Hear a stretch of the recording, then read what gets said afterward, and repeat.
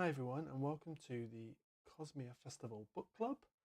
This is the first edition for a year and a half, so please bear with me as I remember how all the software works. We're already like almost half an hour late just because nothing worked like it did last time I did this back in 2021. So we're going to be talking this morning about this wonderful book, The Player of Games by Iain M. And the reason we're doing this is because next week, at time of recording, will be Cosmia Festival 2023, and we're ending the event by celebrating the life of Iain M. Specifically for a sci-fi festival, who sadly passed away around 10 years ago. So I thought it was a good time to revisit one of his books, and one that I remembered loving the most. I've got all of the Iain M books just to my right hand side in our bookshelf there. So he was a really important formative author for me in my love and appreciation of sci-fi when I was a teenager, and this book was part of that kind of finding out about that world and getting into that kind of genre. So I've got a few notes.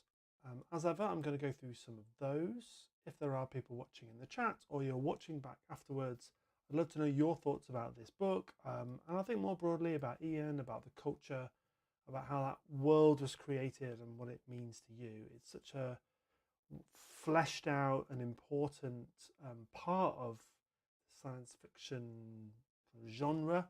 The influence of his writing persists today, even for a book written in 1988. So I've got a few bits and pieces here, a few facts and considerations. Now, if you like this video, please drop a like and subscribe to our channel.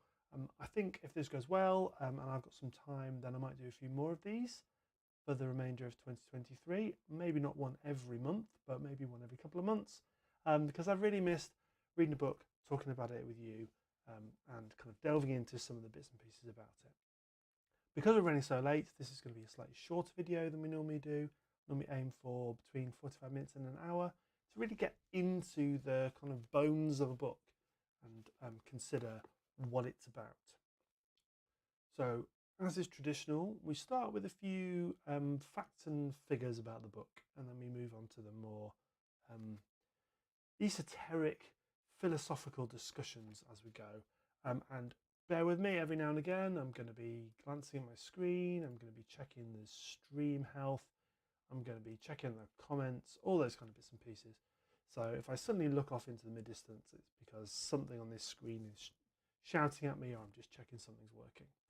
So, The Player of Games was published in 1988, and it was the second book by Iain M. I'll talk a little bit about Iain and his career in a moment, but it was the second kind of sci-fi book, and also the second culture novel, the culture being a far future but also far past and far present pan-European civilization that exists in our galaxy and in fact dominates our galaxy. It was pretty well received, I think, at the time. His first book had been incredibly well reviewed and well received, and this was the kind of next installment in that process.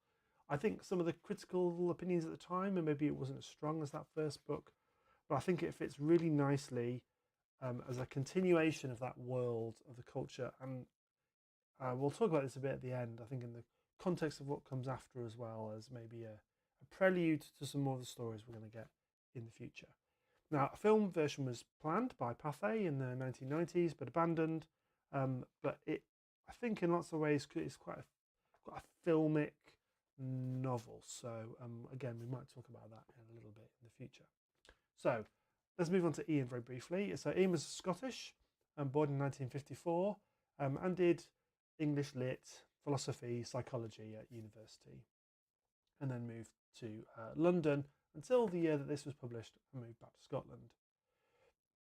Now, almost uniquely, he had major success in two kind of literary genres.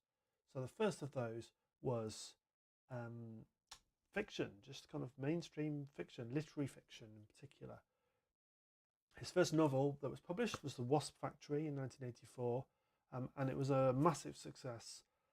It's a really dark story about a teenager murderer living at home, and set out his stall as being quite with black humour and being quite dark and gothic and visceral, but also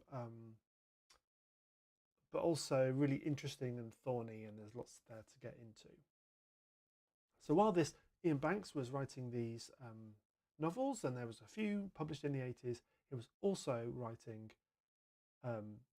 best-selling science fiction.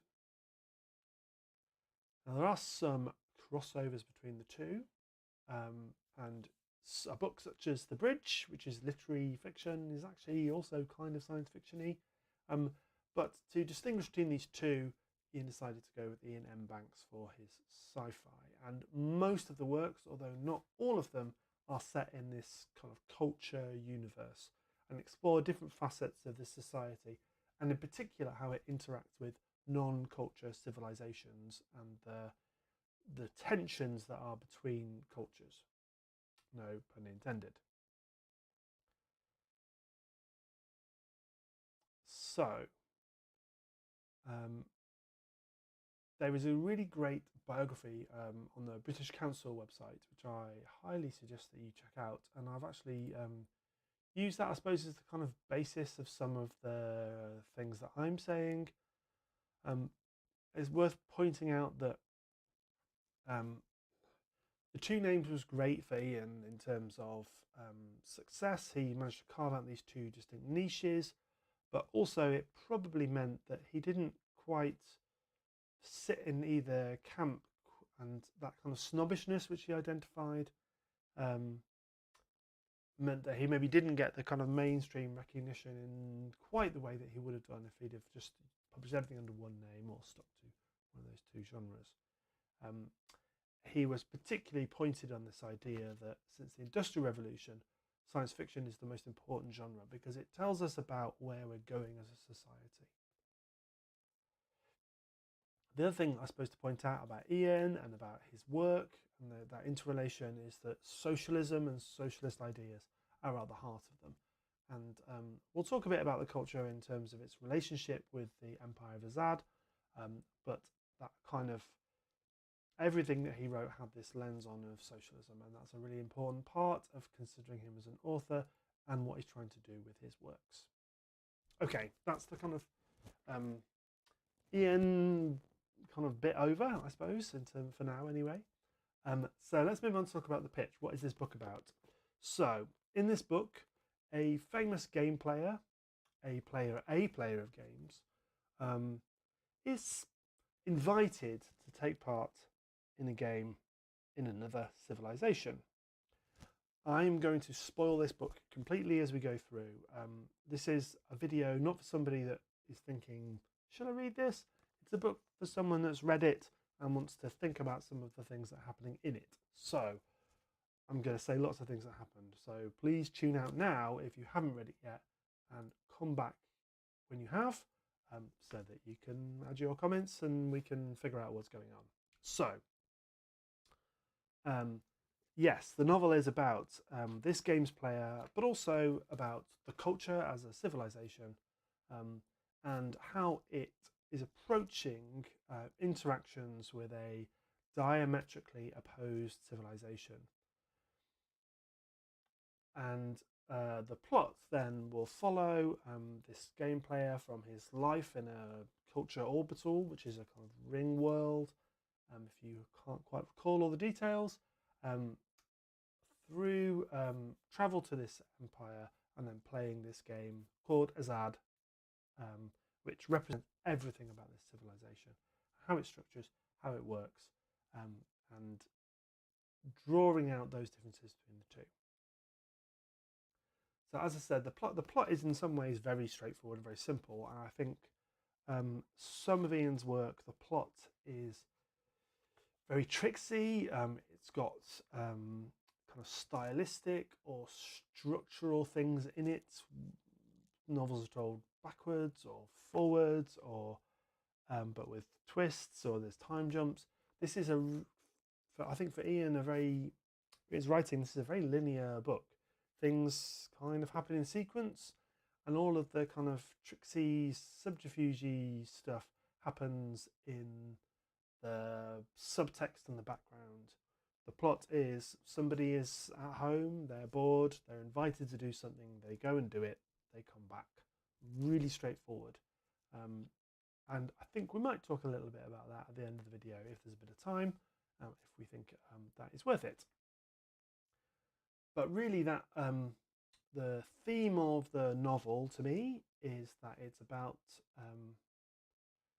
socialism at its extreme, and the culture is a very extreme socialist society by design versus a very extreme kind of imperial society, kind of capitalist society. I think this has some real relevance for conversations that are still going on today. I'm really fascinated by the context this book was written in the 1980s, the kind of gradual and then very quick decline of the Soviet Union as representing a kind of socialist society versus capitalism, and who's going to win that titanic struggle. And I wonder if there's elements here of, especially in the construction of the culture, saying, there is a different socialist ideal that we can aim for that is not Soviet or communist. And this is why it is much better than the kind of path we're on now, which is towards this kind of ultra capitalism. And we'll definitely talk in our discussion section about how this book stands up today in terms of what it's talking about and the kind of world that we read it in now compared to the world that you might have read it in 1988. So the other theme that might come through here, which is a pretty standard culture theme, is the playing of games, I suppose, and the manipulation of people and societies by the people in charge for the higher end. I think this is a really interesting thing to explore, because the culture in Iain's novels is pretty much put forward as this is the way that society should operate, but it's also a critical friend of the culture, and it's in the culture's interactions with other civilizations. You both see the limitations of the culture. You see commentary on its, maybe sometimes it's lack of passion, it's lack of stakes, it's lack of kind of visceral vitality. And you also see its limitations of its own principles and ideas. When they're really put to the test, do they stick to what they say they are, or do they attempt to try and kind of bend their own rules? And there is a discussion towards the end of this novel which is about rules, and it's about rules are great, but they're great because they're there to be broken, and there's the fun in breaking them. And a kind of final theme, I suppose, of this book is about cheating. I think it's not unnotable that cheating in games is a continual thread through this story. So let's talk a little bit about the characters and the setting, and then we'll kind of get into that general discussion. So I'm going to pick up the book at various points because the names are tricky. They're tricky to say, they're tricky to remember. Culture novels in general have got this challenge where there's a very baroque approach to naming people and things. Our main character, let's start with him. So this is Janal Murat Gurgur. Gurgur? I'm going to say Gurgur.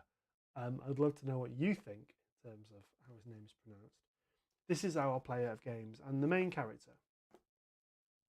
So the main character here is generally the person that we see the most of. I'm just making a note to myself to talk about point of view in the writing before we get to the end. he is not a good guy.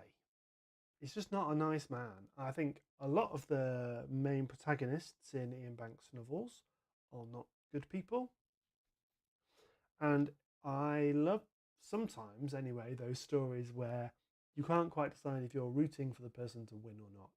I think Iain makes it easier in this novel because the people that he's up against are so much worse. So I wondered if he was there to say the worst person of a good system is still better than the best person of a worst system. If that makes sense. Um, the, the the worst of a good bunch is better than the best of a bad bunch. And is that true? We don't really get the person on the other side of that kind of drawn fully, but I think there is something there um, about Gugger. I'm going to say Gugger. I'm going to maul his name as badly as the Emperor of Azad, as being this kind of representative of all the good and the bad of the culture. And as a major spoiler, I've already done a spoiler warning, I know, the climactic game of Azad, where he represents the culture, the way it thinks, the way it operates, and that kind of inevitability of that approach. In some ways, he's perhaps there to represent that the system always wins if the system is better. It kind of doesn't matter about the player. If they are the system, then the system prevails. And he's been picked for that specific purpose as someone who can represent that player. So, he's a bad man. Let's talk about it. In general, I think on the book club books, we've not necessarily featured lots of bad people as the main protagonists. Often they're quite sympathetic characters, or at least they're morally ambiguous. He's misogynistic and or sexist, and he's rude and vain and arrogant. It's interesting because the culture novels or the culture, the way it talks about itself is that there are no individuals. We're all just part of this great system. But he is an individual. He's an individual that is potentially a bit at odds with the way that the society in general operates. He feels alienated at parties. He feels difficult to talk to people, to engage, and he's too worried about how people consider him. I find that really interesting because sometimes I think in the culture novels, I think mainly the culture novels, you get those kind of characters who feel they are there and are apart. And that's probably why they mostly end up in contact or special circumstances, the kind of spy bit of the culture, because they don't quite fit. And he's definitely one of those don't quite fits. Something that I think is interesting and would be great to get your thoughts on is generally bad characters get an arc. They get better, and he basically stays the same. The point of him and the point of his story isn't about him becoming more mainstream culture. It's about the fact he is used.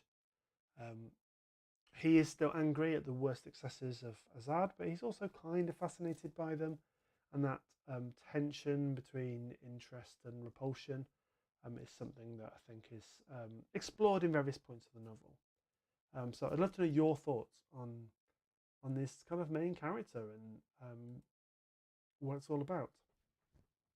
The other main characters in the story, again, quite interesting because I think this is probably true of a lot of the culture novels. I'm just trying to think back to some of the other plots. The other main characters tend to not be humanoid. They tend to be AIs of varying descriptions. And obviously, one of the things that's really popular about the culture novels is that people love the robots. They love the AIs, they love the ships, they love the names, they love all that kind of stuff that goes with it, the world building side of things. And I think something that Iain does really successfully is he gives most of the main AI characters personalities, and it even says it in this novel, particularly as this the second culture novel, that when AIs are being created, there is space left for their personalities to grow, and sometimes they don't fit either. And we have got one of those robots potentially in this story. And the big spoiler, although I think on a reread anyway, haven't been a long time since I read it, it's really obvious. Like the twist is really obvious. I think it's not hidden, it's signposted, and perhaps that's the point, is to make the reader feel that they're in on the conspiracy, they're in on the joke. So I'm going to try and pronounce this name. This is our other main character, I would say. This is Sprant Fleer Imsaho Wu Hadrahen Zato Trabatiti, the drone. So this drone appears at the beginning of the story as a off-the-wall, rude, obnoxious, kind of defanged war drone that is drifted into the life of our game player, and then blackmails him into going to play this game, and then in a disguise goes with him to make sure he's okay, and also is the narrator of our story. And I think something that has never occurred to me in the times I've read it before, because I've not really been thinking about it in a way that is important, because I've not been thinking about talking about it on a stream, is that this is all part of a grand deception. This is all an act. The only times we really see the personality of this AI are in the bits that they say at the beginning of the parts. When this drone turns up, it is not a loose cannon. It's an act. The drone is being sent there to ensure that the player of games, via blackmail, will say yes to this offer.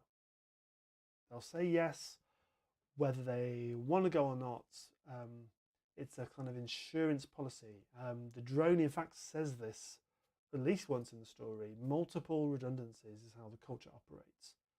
So my sense of this character is we never really know the true character of the drone, apart from this kind of wry sense of humour. We get personas, we get acting that is put across, and sometimes acting within acting within acting. And I find this really cool kind of framing mechanism for the story. There are lots of other characters in the novel. I don't necessarily want to talk about all of them in great depth, because we would be here for all of time. Please leave in the chat any characters that you particularly want to talk about.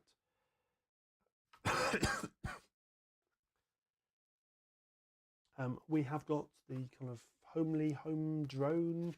We've got Ye, who is a potential love interest for our main character. We have got we've got Zar, who's the emissary, but essentially a kind of mercenary pretending to be an emissary on the planet Bazard. And then we've got all the Azadians as well. I suppose my view is that none of them are drawn fully enough for a deep analysis. They're kind of, people come and go from the story. They're there perhaps to highlight some of the elements of the structures of the societies that they're representing, and some of the kind of ways that these societies think about individuality, they think about gender, they think about all these kind of things. They're all kind of there to represent that. So I think it's probably not worth going into all of them in loads of great detail. So that's my kind of like overview-y things. And then what we normally do in these book clubs is then get into some kind of general topics to talk about. I've got some of them on the screen. I have got some of them in my lovely notebook. And if people pop things in the chat, then we can take those and run with those as part of conversation as well. I'm just doing my little checks now. And obviously we can continue this conversation in the comments of this video when it's posted on our YouTube channel. So the first thing that I thought it'd be worth talking about is the culture. As I mentioned at the beginning of the stream, this is the second culture novel. But I think what's really impressive is that it already feels really assured. In fact, the first novel, Consider Phoebus, Phoebus. See, I can't pronounce any of these. That is an incredibly assured sci-fi debut anyway. But like one of the reviews I was reading of the book is that it kind of someone who hadn't read the Culture series, it doesn't necessarily explain everything. It kind of dumps you in and lets you try and figure it out as much as you can. And this idea that is just a little window of a much wider world is really obvious to me on a reread of this story. I probably haven't read it in 10, 15 years or so, a long time. But it already feels like a little corner of the culture. And knowing that essentially the series is a load of little bits of cultures, and it's little kind of corners and contacts, it fits nicely in that patchwork that lets you, when you read them all, get this sense of this grand society over a long period of time. And obviously the other thing that's really interesting is trying to place this in a timeline. Now, I don't know if anyone's ever done a culture timeline. There's a short story series called The State of the Art. And one of the stories in that, again, spoilers, is set on Earth in the 1970s or 80s. And it's essentially a first contact-ish, not quite first contact, it's a kind of a recce. The culture are recceing the society to think, do we want to include them in the culture? And they decide we're not ready yet. We'll come back. So in this book, chess is mentioned as one of those many, many games that are played by the players, and these kind of like traditional games. So I think my view is that this is a futuristic novel. I think there's a good chance that at least some of the culture novels are set in our past and present, but this one I think probably is set in the future. So it's a future novel, which I quite like, but that kind of tricksiness, the tricksiness of knowing that we're reading this in translation, so terms we might recognise and think they rely kind of particularly on us and our society, we can't necessarily guarantee all of those are going to be true. I think that's quite cool. So we've also already kind of talked about this kind of bad man narrator or bad man main character, but from a good system, and it's the system that wins. I think quite often in the culture novels, the people involved have to do things that you wouldn't really want them to do, and they're always justified in terms of the greater good, and this is no exception. This kind of riff on the prime directive, that the culture doesn't interfere, is a really interesting one. Excuse me a second, I'm just going to do a quick cough.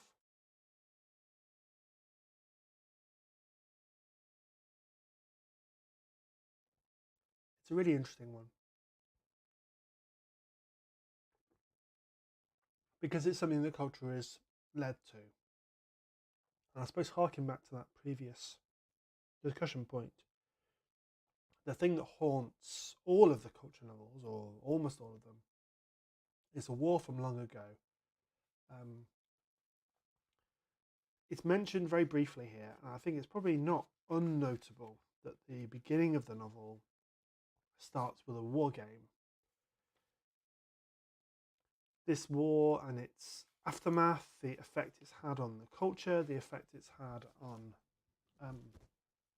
thinking about itself in relation to other civilizations, and how it tries to bring them into the culture, that kind of assimilation, the way it thinks about meddling and how it's learnt about how to meddle in other places, whether they want them to or not, is all really interesting. Now, I'm just going to do a little check because I'm not 100% sure that audio is working.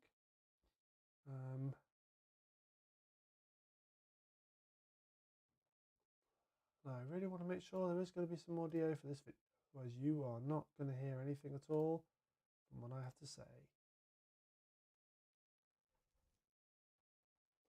So if you bear with me a second, I'm just going to do a little bit of a check.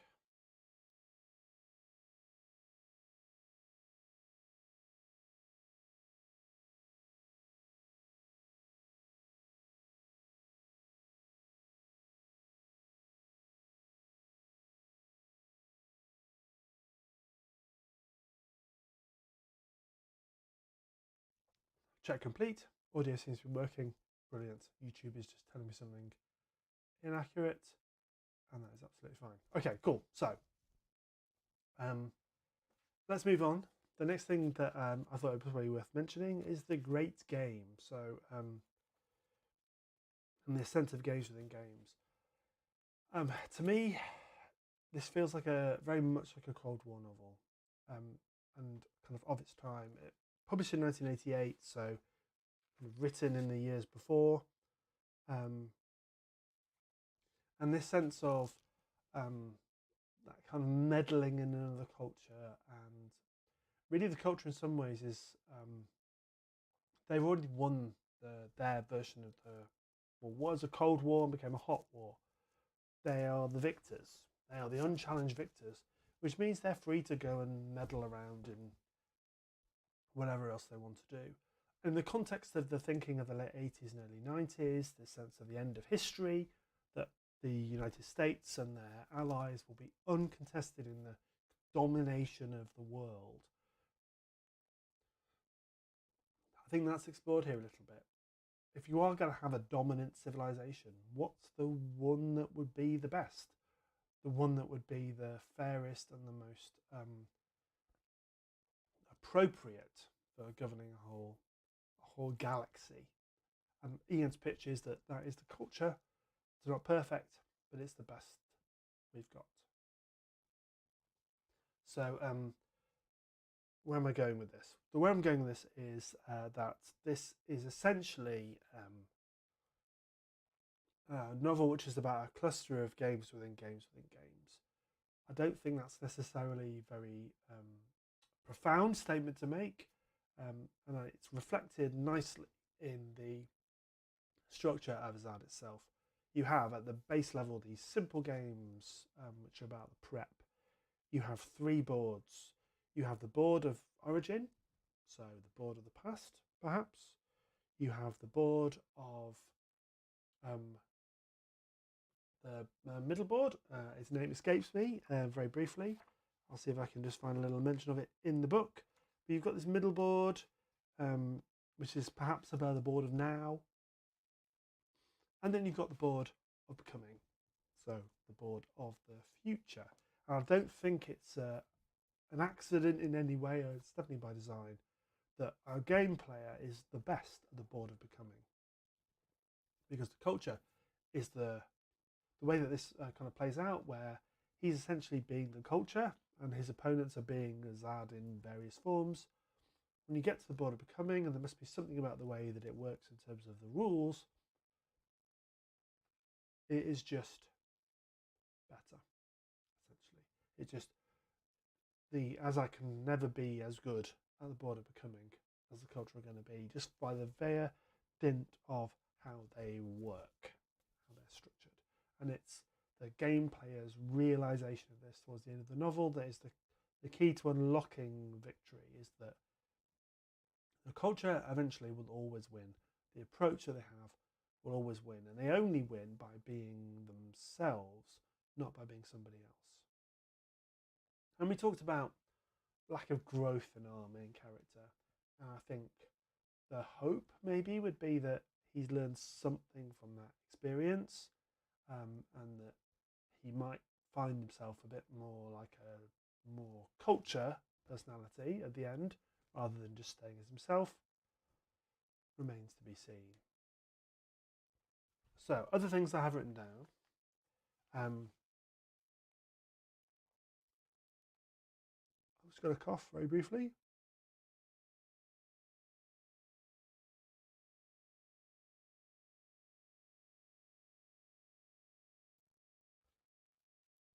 Here's some things I had in my notebook. So the first one is ship names.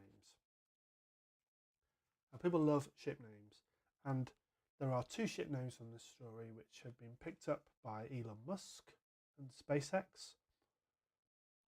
I think we'll come back to that in a second, about why that might be quite a strange thing. I noticed some really nice ones. We've got the General Service Vehicle Cargo Colt. Quite like that one. We've got Flexible Demeanor, which is a GCU. And lots of other kind of quirky ship names throughout, which I really like. I also noted that the house drone was over 4,000 years old. These kind of hints of the long-term legacy of the culture, I think, are really important. In this sense of this is a society that has evolved over a long period of time and kind of knows what it's doing just from dint of doing it a long time, is a really important part of this argument of this is a stable, structured society. It just works, and a better idea has never come along to replace it. We also have, I think quite interestingly in here, a lot of mention of barbarian societies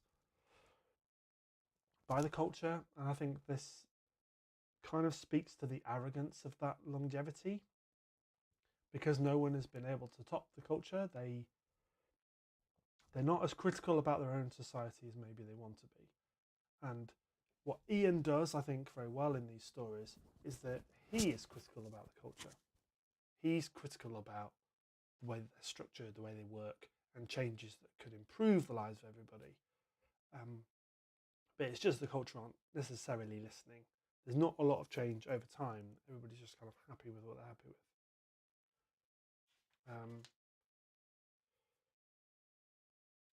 I'm just having a look through my notes here and see what else is going on. What we're not going to necessarily do in this video is talk about the approaches to gender and identity.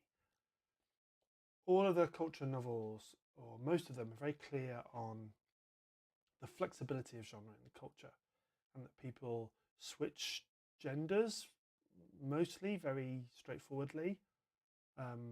People change, they have children, they might change back if they want to. And it's kind of that freedom of expression is a kind of given as part of the culture society. This story, The Player of Games, it takes place in a society mostly where there are 3 genders. I think that they're there in the novel to represent the differences between that kind of choice of expression and also the kind of hierarchy and structures of it, in a way that maybe is similar to the caste system in India, or other kind of societies where people's place in them can be quite prescribed or quite structured, and in some cases then, or in many cases, exploited by those who have got positions of power. I think if this novel was to be written today, it might have some different approaches to the language it uses, to the point of view that it has. And I think there's something for you to think about as readers, and for me to think about as a reader, in terms of how much we respect the writer of 1988 compared to a writer of today, and the way they might approach a kind of similar subject. But I think it is worth saying that in lots of ways, this novel and the way it thinks about people and society was ahead of its time, and the way that the culture considers people is way of its time. It doesn't do very well with a modern lens in terms of pronouns, in terms of some of the attitudes towards gender that some of the characters express. But I think that's some of the point. I don't think it's unfair to suggest that our game player and his attitude to not changing gender, and that kind of rigid inflexibility about thinking about identity, is bundled up with him as not being a particularly great guy. And the kind of culture has kind of judged him for that a little bit. But I'd love to know your thoughts on this in the comments, because we could do a whole video about gender and identity in the player of games. But then we wouldn't talk about the other stuff. So let me see what else we've got going on. The other thing that I thought might be, I suppose is kind of related to that, is language. And it says in the book about language as a moral weapon. So this is in the context of talking about Moraine, which is a cultural language only having one pronoun, which means that the book's having to be translated and pronouns kind of invented or harked to, and that it's in the language you're reading and the pronouns that that language might have. I don't want to get into the pronoun side of things, but I'm interested to talk about the language side of things. Something that's always fascinated me is this idea: does the language that you speak shape the way you think about things? And I think this novel's contention is that it does. And the board game, the game, is a proxy for that idea.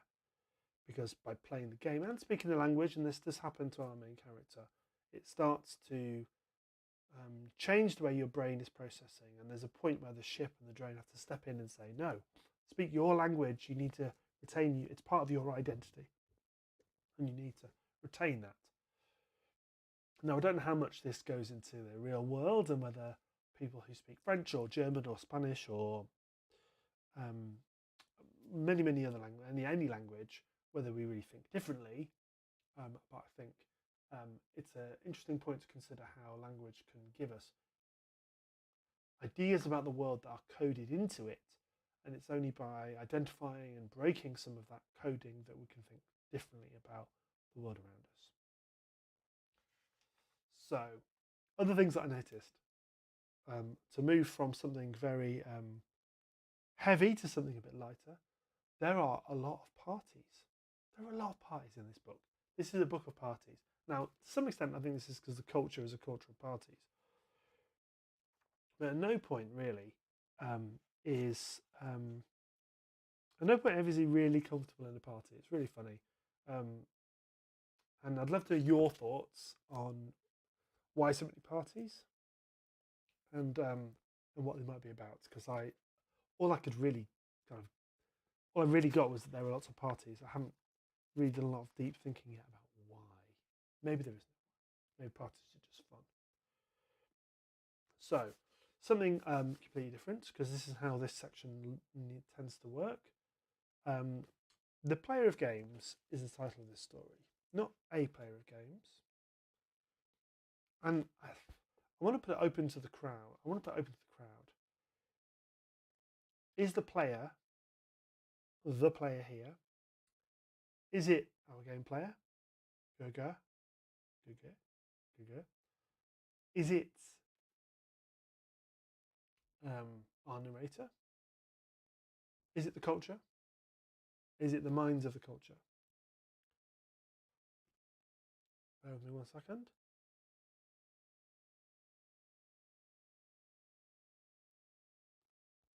I think there's an argument that it could be all of them. But the fact it is a definitive the player of games suggests to me that we need to be coming up with a conclusion. It should be somebody. I suppose if you think about this as how it's written at the end, this is a kind of account of the actions of special circumstances. Then this is a chapter in a great volume of stories about what they get up to, and this one is about this particular person. That would be my take, but I'm very happy for you to have a different point of view, and I think that it could very easily be, if it's a standalone story, culture, the minds of the culture, they are the player of games, because ultimately they're the ones who are the master players, who manipulate all the pawns on the board to do what they want, and they kind of already know what's going to happen before it happens. So, last kind of main thing I was going to talk about was going to be the perspective in which it's written. So we've kind of got an omnipotent narrator who mostly just knows the thoughts and feelings of our central character. So it's not a first-person narrative. It's kind of a second-person narrative, essentially, because the narrator is the drone. And then very occasionally, you see our main character from the outside, and we don't get inside of his head. Now, the framing of this is that the drone has written the story after the fact and says, listen, didn't know what he was thinking. I've had a good go, but I've essentially made it up. So one of the things I want you to do if you're rereading this novel is to identify those places. So in mine, for example, I can find you a spot where it's the game between our game player and the judge, and our main character is really, really angry. The drone has shown him the savagery and the visceral misery of the planet, just as he's starting to think, you know what, it's alright here, it's quite cool, you know, I love games, this game's cool, it's all very glitzy, it's a bit seedy, but whatever. He's had a kind of Dickensian trip through the underworld of this place. He's seen the barbarity. And then his next day is playing this judge who's part of this system. We don't get a guess of his mindset and this anger. We see it very detached. We see it factual. And I think maybe this is the drone showing off. Maybe there are points in this novel where our main character's thoughts are so obvious that they don't need spelling out, or that they might be unreadable in a kind of deep way, and the drone doesn't want to make a full guess, so leaves it up to the reader to decide. Either way, that was notable to me. I thought quite interesting. We're coming towards the end of our time, I think. How are we doing? We've been up for 50 minutes. We're doing all right. So a couple of things to note. Number one, at some point, we get a description of fake news. A phrase that's obviously very popular here in 2023, but I think less popular in 1988. But there is a definite mention. It's talking about when the game player is going to fake the results on the Fire Planet. That it's going to be fake news. I thought that was quite a perceptive use of language from Iain. What else have we got? We haven't really talked about the settings and the planets.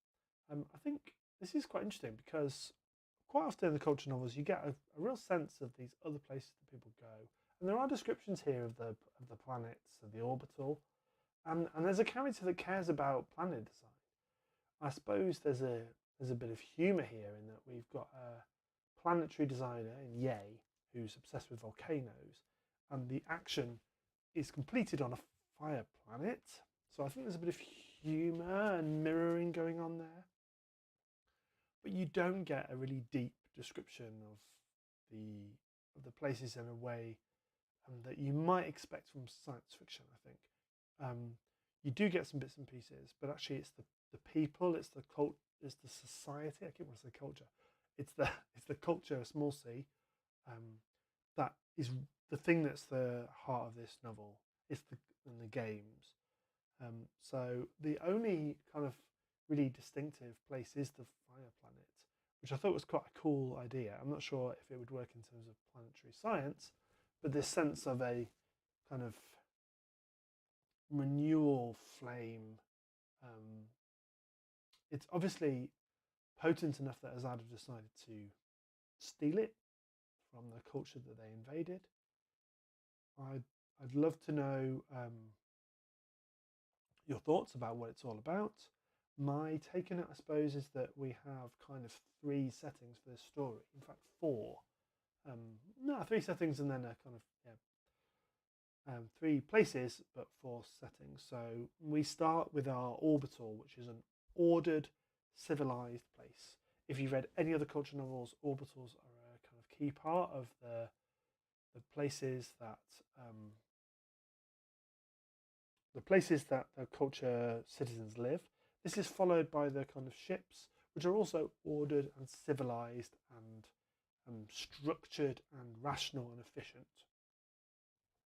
You've got them. Then you've got the planet of Azad. Well, not the planet of Azad, the or EE. And this is kind of structured chaos. There's talk in the book about how it's inefficient and sprawling and doesn't quite work. So you've kind of got structured, you've got chaos, and then you've got apocalypse. Essentially, the fire planet is an apocalyptic planet. And then we go loop back round at the end to the kind of structure and the civilization. I don't know if this means anything. I don't know if that was important, but it might, that kind of descent into more and more kind of chaos over time. It might be something that Ian was thinking about in the writing, and that's why it's the fire planet, because it didn't have to be a fire planet, even if it is a useful place to burn the characters to the ground at the end of the story. So, I think I've come to the end of oh, there's one more thing to talk about, isn't there? That's the SpaceX, that's right. I was going to mention the SpaceX. So, SpaceX, I'm going to see if I can pull this up now on my screen while we're talking. So, SpaceX and Iain Banks, let's find the things. So, back in 2015, Elon Musk was having to name some of his spaceport drone ships. So these are ones where the booster rockets land. So one of those, the first one, was called Just Read the Instructions. And another was called Of Course I Still Love You. And these are 2 of the big kind of planet-sized ships which are in Player of Games. Now at the time, I think this was seen as quite a nice tribute to Ian and his writing, and a bit like Jeff Bezos.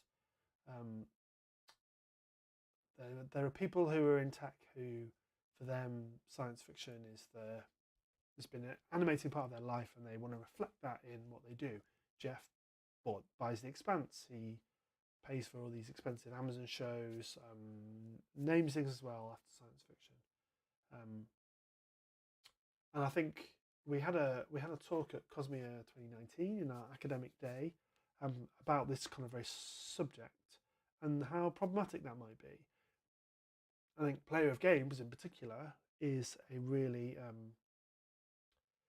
a very kind of in some ways troubling story for someone to signal that they think is incredible if they're in that kind of position, because they might see themselves as a kind of master player of games. They might see themselves in that point of view without necessarily coming from the same culture perspective.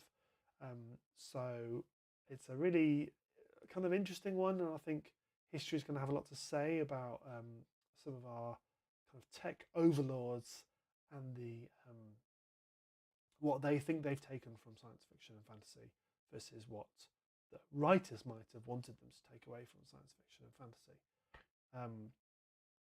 So I'll leave that one with you for your own views. If you want to put them in the comments, that's absolutely fine. Just keep your language civil. That kind of brings us to the end of our stream. We have managed to go for an hour in the end. If you're watching this back, the floor is always open for your comments, and we love to hear what you have to say and to continue the conversation as we go.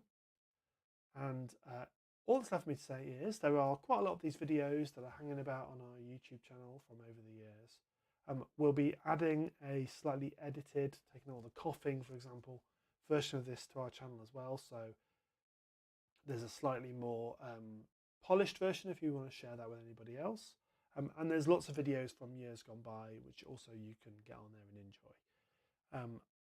As of recording, we are 6 days away from Cosmia Festival 2023. So if you're watching this at time of recording or just afterwards, then there's still tickets available. It's going to be a brilliant day. And hopefully some of the footage from that day will also make its way on our YouTube channel in the future.